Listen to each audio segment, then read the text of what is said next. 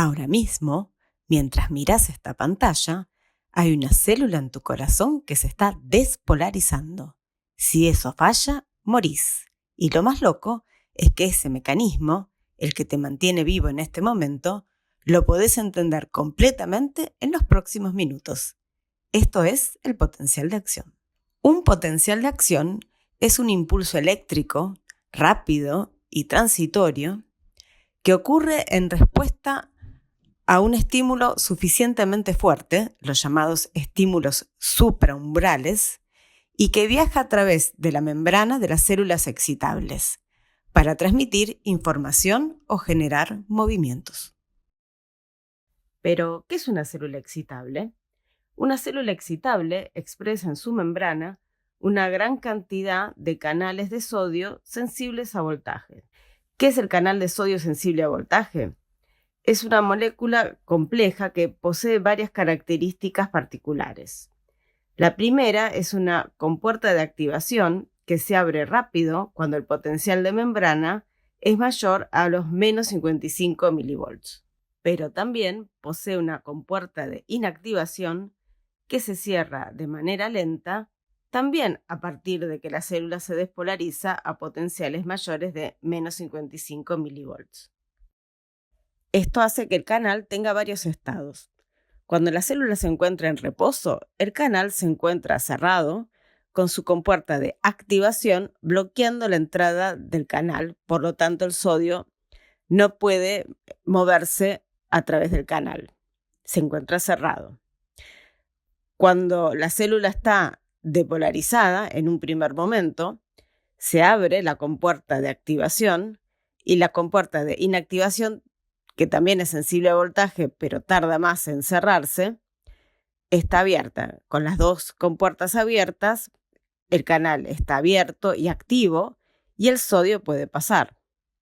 Después de un tiempo, aunque la compuerta de activación está abierta porque el potencial de membrana está despolarizado, se cierra la compuerta de inactivación y se dice que el canal está abierto pero inactivo.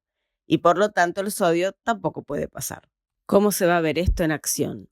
Tengamos la célula como la teníamos antes, pero agreguemos todos los canales de sodio que, como está la célula en reposo, van a estar cerrados.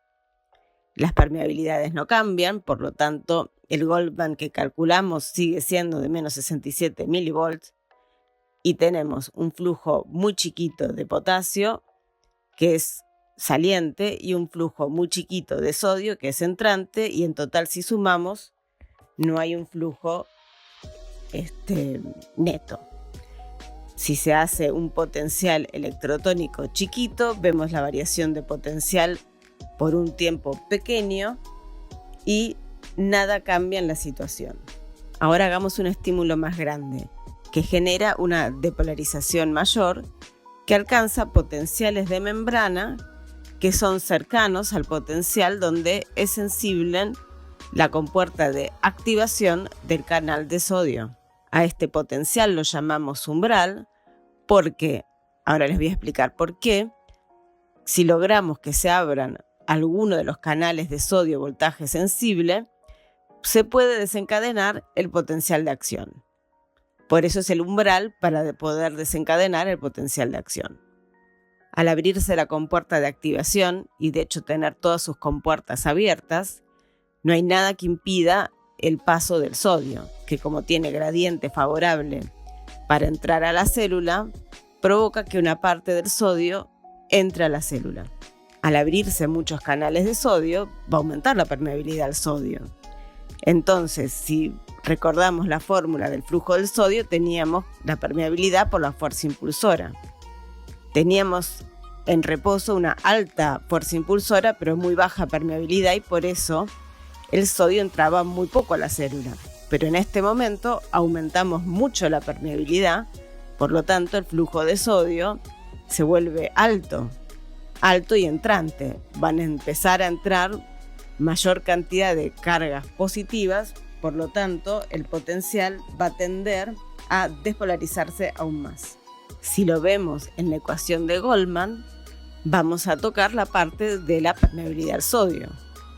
Antes estaba liderando el gradiente de potasio porque había mucha más permeabilidad al potasio que permeabilidad al sodio, pero acá empezamos a aumentar la permeabilidad al sodio. Y entonces, si hacemos el cálculo, ya no nos va a dar menos 67 milivolts, sino un poco más despolarizado, por ejemplo, menos 40 milivolts. Pero si la célula está aún más despolarizada, eso va a tender a abrir aún una mayor cantidad de canales de sodio de voltaje sensible y se va a producir una reacción en cadena. Se abren canales de sodio, la célula se despolariza más, la mayor despolarización hace que se abren todavía más canales de sodio, que entonces va a provocar una mayor despolarización. Un feedback positivo, algo muy raro en el cuerpo humano. Esto le permite a la célula cambiar en un tiempo extremadamente corto su potencial de membrana sin hacer más trabajo que abrir un par de canales de sodio. No cambia su gradiente, no cambia nada más que la apertura de un par de canales de sodio.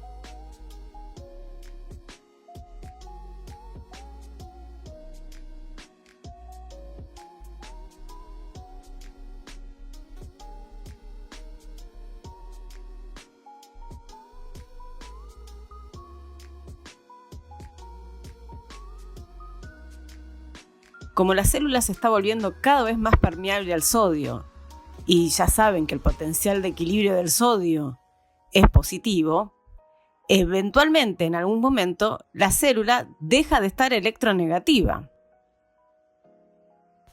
y se acerca al potencial de equilibrio del sodio. En este punto, aunque todavía hay una alta permeabilidad al sodio, baja la fuerza impulsora, porque ya no estamos con un potencial de membrana lejano al potencial de equilibrio del sodio. Tenemos un potencial de membrana que está muy cerca del potencial de equilibrio del sodio. Por lo tanto, a la hora de calcular los flujos, vamos a ver que el flujo del sodio empieza a bajar, porque aunque tenemos una alta permeabilidad, tenemos una baja fuerza impulsora. A este punto, ya hace un tiempo que la célula está con un potencial de membrana despolarizado. Y entonces, además de estar abierta la compuerta de activación, se cierra la compuerta de inactivación. ¿Se acuerdan que esa compuerta se cerraba después de que la célula estaba un tiempo en un potencial de membrana despolarizado? Por lo tanto, tenemos un canal que, aunque está abierto, está inactivo y el sodio ya no puede pasar más a través del canal. Y entonces, ¿qué vemos? Va a caer la permeabilidad al sodio. Fíjense ahora en el flujo que podemos predecir para sodio. Tiene baja permeabilidad porque el canal de sodio se está inactivando y tiene baja fuerza impulsora.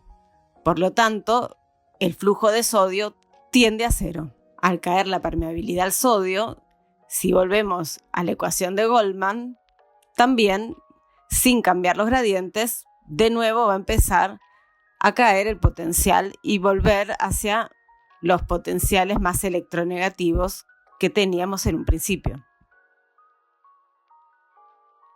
En este punto vamos a sumar otro fenómeno más. Además de los canales de sodio sensibles al voltaje, las células excitables tienen canales de potasio sensibles al voltaje. Estos canales tardan más tiempo que los del sodio en abrirse, necesitan más tiempo en un potencial despolarizado para abrirse, pero no se inactivan. Entonces, aumenta la permeabilidad al potasio de nuevo, pero está en este caso todavía más permeable de lo que estaría en reposo. Además, en este momento, no solo hay alta permeabilidad al potasio, sino que el potencial de membrana está muy lejos del potencial de equilibrio de potasio. O sea que el potasio también tiene una alta fuerza impulsora. Por lo tanto, vamos a esperar un flujo de potasio altísimo. Esto también lo podemos ver en la ecuación de Goldman. Volvemos a tener algo parecido a la situación de reposo, una alta permeabilidad al potasio, una baja permeabilidad al sodio.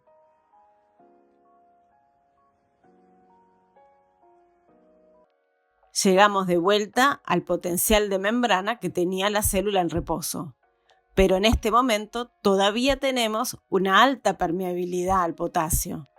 Por lo tanto, el potencial de membrana se acerca todavía más al potencial de equilibrio del potasio. Decimos que la célula se hiperpolariza, está todavía más electronegativa de lo que estaba en una situación de reposo. El potasio sigue saliendo hasta que se acerca a su potencial de equilibrio lo suficiente como para bajar la fuerza impulsora. Y eso hace que entonces el movimiento sea menor. En esta situación, la ecuación de Goldman también nos va a predecir que el potencial de membrana que vamos a tener va a estar muy cercano al potencial de equilibrio del potasio. Los canales de potasio no se inactivan, solo se cierran cuando el canal sensa que el potencial de membrana está hiperpolarizado. Pero esto tarda un tiempo. Eso nos va a dar que el potencial hiperpolarizado de la célula tarda un tiempo en volver a la situación de reposo.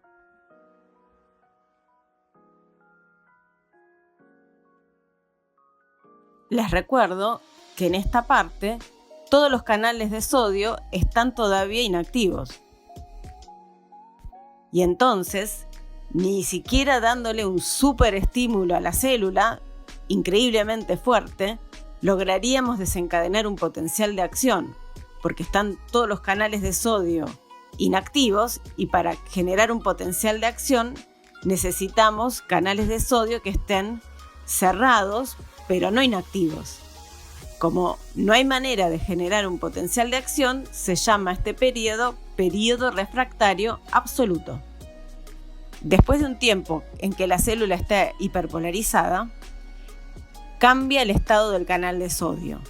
Dejan de estar inactivos y pasan a estar cerrados como estaban antes de generar el estímulo.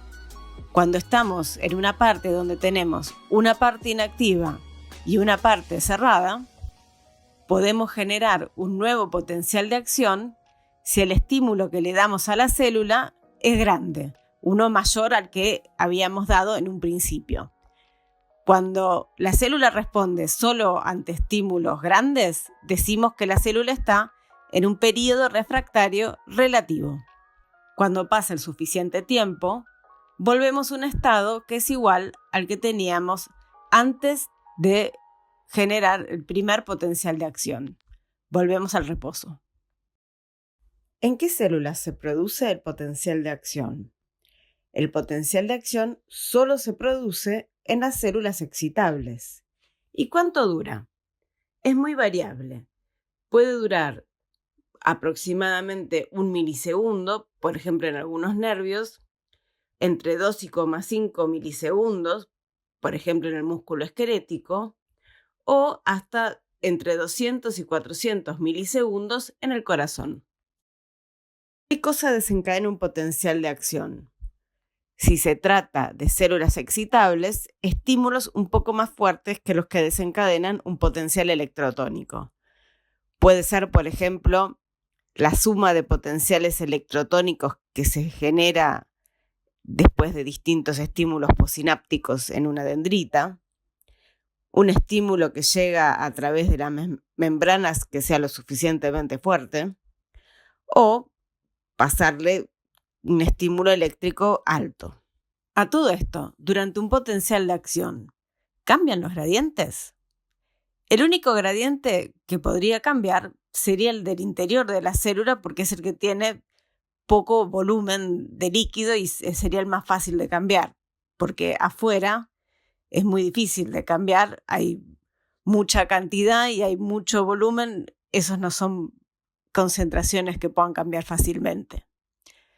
Vamos a ponerle números. Aproximadamente en el interior celular tenemos unos 3,2 por 10 a la 9 iones de sodio. Durante el potencial de acción, pareciera que se mueve mucho porque cambian mucho los potenciales, pero para que eso cambie solamente necesitan entrar a la célula 0,002 por 10 a la 9 iones de sodio. ¿Ven? Es muy poquito con respecto a lo que hay en la célula. Por lo tanto, ¿cambian los gradientes?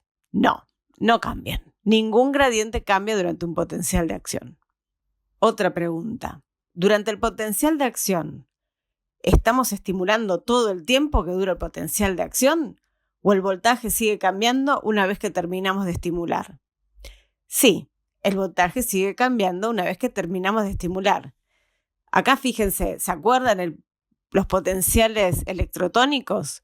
Solamente veíamos potencial si estaba el estímulo. Fíjense acá en el gráfico. En cambio, en un potencial de acción, solamente necesitamos un estímulo hasta llegar al umbral.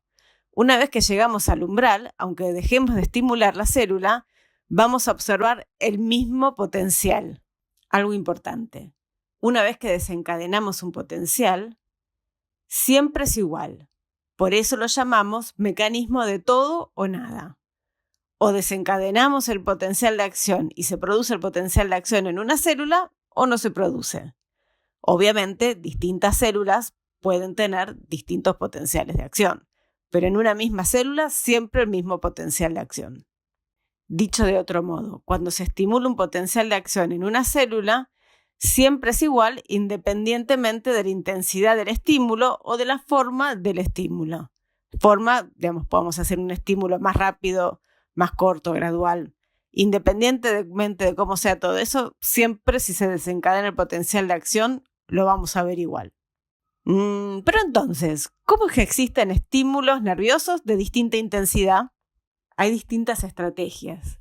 Por ejemplo, en las fibras musculares, no es que para tener distinta intensidad de contracciones que tenemos distinta intensidad de potencial de acción, sino que lo que tenemos es distinta cantidad de fibras musculares. Si viene un estímulo débil y estimulo solo una fibra muscular, vamos a tener una contracción chica, y si viene un estímulo fuerte y llegan a contraerse varias fibras distintas, vamos a tener sumadas las contracciones de cada fibra individual chiquita y vamos a tener una contracción grande. Otra estrategia es cambiar la cantidad de potenciales de acción que se forman por unidad de tiempo. Entonces uno puede tener un potencial de acción o si viene un estímulo grande, lo que se llama un tren de potenciales de acción. Varios potenciales de acción seguidos. Fíjense acá en la figura. ¿Y por qué distintas células tienen distintas formas del potencial de acción? Por ejemplo, el potencial de acción cardíaco es muy distinto al que les mostré. Eso es porque tenemos el mismo tipo de procesos que les estuve explicando, solo que los canales involucrados son distintos. Hay otros canales involucrados, pero siempre es un juego entre las fuerzas impulsoras y la permeabilidad de los canales. Para que tengan una idea, vamos a agregar acá, sobre el potencial de acción que les mostré, dónde estaría el potencial de equilibrio del calcio, que participa en el potencial de acción cardíaco. Ahora bajemos un poco el potencial de reposo, porque en el corazón hay más canales de potasio abiertos en reposo y entonces el potencial de reposo es más cercano al potencial de equilibrio del potasio. Fíjense acá, tenemos, la fase 4 es el reposo, la fase 0 es la depolarización rápida debido al sodio, que es la misma que yo les expliqué antes. La fase 1 es cuando los canales de sodio se inactivan y empieza a caer porque además se activan los canales de potasio. Eso es lo mismo que antes. Y acá viene la diferencia. Existen que se abren canales de calcio que tardan mucho más que los de sodio en inactivarse. Y como el calcio tiene un potencial de membrana muy electropositivo, mucho más que el sodio, porque casi no hay calcio adentro de la célula, el calcio entra a la célula y se mantiene la depolarización formando una meseta. Esa es la fase 2. Después se cierran los canales de calcio y sigue habiendo potasio que está saliendo de la célula y vuelve el potencial de membrana a su estado de reposo. Esa es la fase 3.